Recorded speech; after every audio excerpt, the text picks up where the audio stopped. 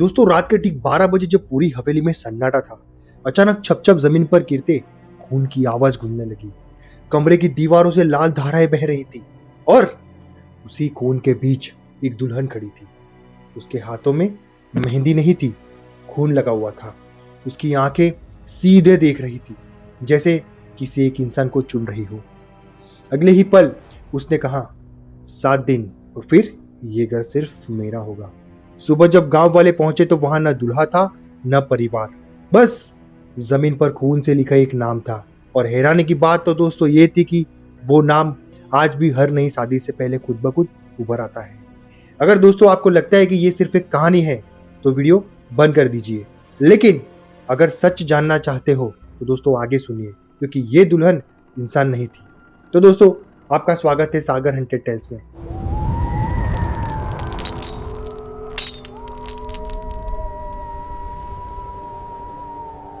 जहां कहानी नहीं एक्सपीरियंस करवाया जाता है। ये कहानियां सुनाई नहीं जाती, ये खून की आवाज सुनाई देती है। गांव में उस शादी की चर्चा महीनों तक रही थी। ठाकुर परिवार की हवेली में रौनक लौट आई थी। ढोल नगाड़ों की आवाज, रोशनी से सजी दीवारें और मेहमानों की भीड़, सब कुछ सामान्य लग रहा था। लेकिन दुल्हन की खामोशी ने कई लोगों के मन में अजीब सा डर बैठा दिया था। लाल जोड़े में लिपटी वह लड़की सिर झुकाए बैठी रही थी। किसी ने उसका चेहरा नहीं देखा और जिसने देखने की कोशिश की उसने तुरंत नजर हटा ली, जैसे किसी अनजानी शक्ति ने रोक दिया हो। अमन, जो इस शादी का दूल्हा था, पढ़ा लिखा और शहर में नौकरी करने वाला इंसान था। उसने कभी अंधविश्वास पर भरोसा नहीं किया था, लेकिन शादी की पहली रात जब वह कमरे में दुल्हन के साथ अकेला बैठा था तो उसको लगा जैसे कमरे में की हवा भारी हो गई हो।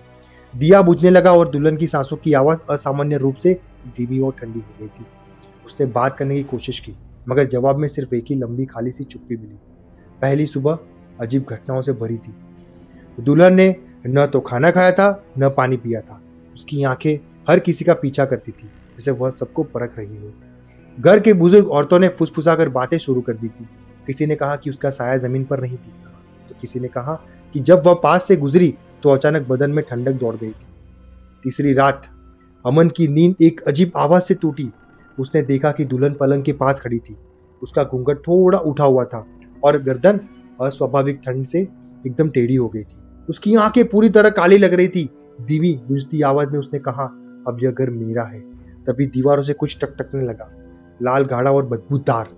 अगले दिन अमन की माँ अचानक बेहोश हो गई। डॉक्टर बुलाया गया, लेकिन कोई कारण समझ नहीं आया। उसी रात घर में किसी के चलने की आवाज गूंजने लगी थी।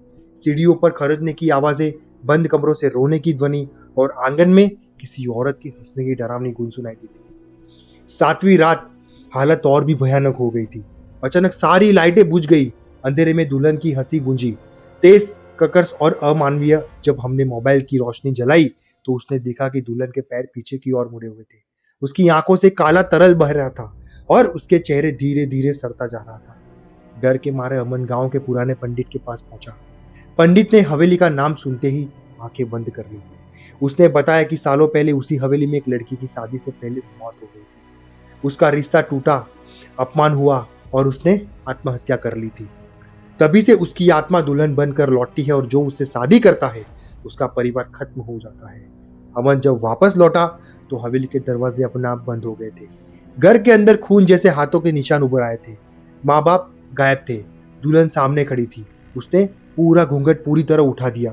चेहरा एकदम सड़ा हुआ था, मुंह से कीड़े गिर रहे थे और आंखों में सिर्फ नफरत थी। अंत में दुल्हन ने कहा, अब तुम कभी अकेले नहीं रहोगे। जमीन कांपने लगी दोस्तों। हवेली धीरे धीरे धंस गई। सुबह गांव वालों ने वहां सिर्फ एक खाली मैदान देखा। आज भी अमावस्या की रात लोग कहते हैं कि वहां एक दुल्हन खड़ी दिखाई देती है, नई शादी का इंतजार करती हुई। सुबह होते ही पूरे गांव में अफरा तफरी मच गई। जहां कल तक ठाकुरों की भव्य हवेली खड़ी थी, वहां अब सिर्फ टूटी हुई जमीन, एकदम से जली हुई मिट्टी और अजीब सी संडात थी। किसी को समझ नहीं आ रहा था कि एक पूरी हवेली रातों रात कैसे गायब हो सकती है। अमन, उसके माता पिता और वह नई दुल्हन, तीनों का नया एक कोई नामो निशान नहीं था। पुलिस आई, अफसर भी आए, लेकिन अब सब कुछ देखकर भी वे खामोश रह गए थे। कोई सबूत नहीं था, कोई लाश नहीं थी, बस एक अजीब सी ठंड जो उस जगह के पास जाते ही रोंगटे खड़े कर देती थी।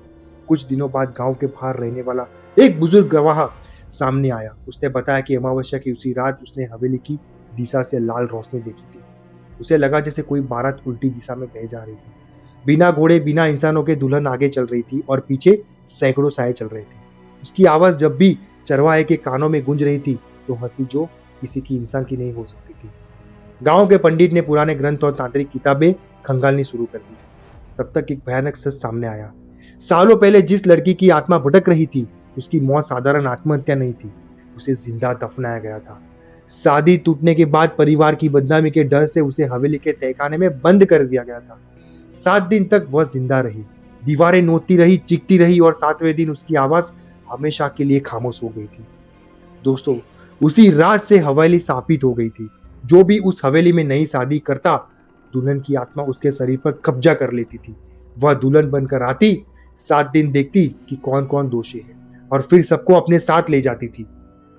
अमन सिर्फ उसका अगला शिकार था। गांव वालों ने तय किया कि अब कोई भी उस जमीन के पास नहीं जाएगा। लेकिन कुछ हफ्तों बाद अजीब घटनाएं फिर शुरू होनी चालू हो गई। आधी रात को गांव की गलियों में पायल की आवाज सुनाई देने लगी थी। कुत्ते बिना वजह रोने लगते थे। नई शादी वाली औरतों को सपनों में एक दुल्हन दिखने लगती थी जो खून से सना घूंघट उठाकर बस इतना कहती, अगली बारी तुम्हारी है। एक रात गांव के बाहर बने मंदिर के एक युवती बेहोश मिली। होश में आते ही उसने बताया कि एक दुल्हन उसी हवेली की जगह पर बुला रही थी। उसने कहा था कि उसका दूल्हा अब भी जिंदा है और मदद मांग रहा है। यह सुनते ही गांव में सनसनी फैल गई। क्या अमन अब भी जिंदा था या सिर्फ एक और जाल था? कुछ बहादुर युवकों ने सच्चाई जानने का फैसला किया।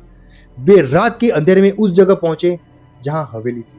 जैसे ही उन्होंने जमीन पर पैर रखा, हवा में अजीब सी सिसकारी गूंज उठी। जमीन के नीचे से किसी के रोने और हंसने की आवाजें एक साथ आने लगी। तभी मिट्टी अपने आप खुलने लगी थी और एक सीढ़ी दिखाई दी नीचे की ओर जाती हुई। नीचे उतरते ही उन्हें तहखाना दिखाई दिया। दीवारों पर नाखूनों के निशान थे, सूखा हुआ खून था और बीचों बीच एक टूटा हुआ दूल्हा का जोड़ा पड़ा हुआ था। अचानक अंधेरा छा गया। पीछे से वही जानी पहचानी हंसी सुनाई दे रही थी। दुल्हन सामने थी, लेकिन अब वह अकेली नहीं थी। उसके पीछे अमन खड़ा था, खाली आंखों के साथ, जैसे उसकी आत्मा निकल चुकी हो। दुल्हन ने कहा, मैं किसी को मारती नहीं, मैं बस साथ ले जाती हूँ। ये कहते ही जमीन फिर से कांपने लगी थी। युवकों ने भागने की कोशिश की, लेकिन सिर्फ 2 ही बाहर निकल पाए। बाकी 3 हमेशा के लिए उसी अंधेरे का हिस्सा बन गए थे। आज भी उस गांव में कोई रात को अकेले बाहर नहीं निकलता। शादी से पहले लड़कियां रोने लगती है, बिना वजह डर जाती है। लोग कहते हैं वह दुल्हन अब भी हवेली तक सीमित नहीं है। वह हर उस शादी को देखती है जहां किसी लड़की के साथ अन्याय हुआ हो, और जिस दिन उसका दर्द किसी में दिखता है वह दुल्हन बनकर लौट आती है। अगर दोस्तों आप कभी किसी शादी में दुल्हन को असामान्य रूप से चुप देखे, उसकी आंखों में अजीब सी गहराई हो और उसके आसपास ठंड महसूस हो, तो समझ जाइए शायद वो कोई इंसान नहीं है। गांव में अब सब कुछ सामान्य दिखने लग रहा था, लेकिन वह सिर्फ दिखावा था। हवेली की जमीन को चारों तरफ से घेर दिया गया था, जैसे डर को भी बांध दिया गया हो। फिर भी हर अमावस्या की रात हवा में वही जानी पहचानी ठंड लौट आती थी। लोग कहते थे हवेली तो चली गई, पर दुल्हन नहीं गई। गांव के बाहर रहने वाले लोग धीरे धीरे लौटने लगे, पर एक डर अब भी सबके भीतर चल रहा था। नई दुल्हनों को सबसे ज्यादा परेशानी होने लगी। उन्हें अजीब सपने आते, एक लंबा गलियारा, लाल जोड़ा और किसी के पीछे पीछे चलने की कदमों की आवाजें।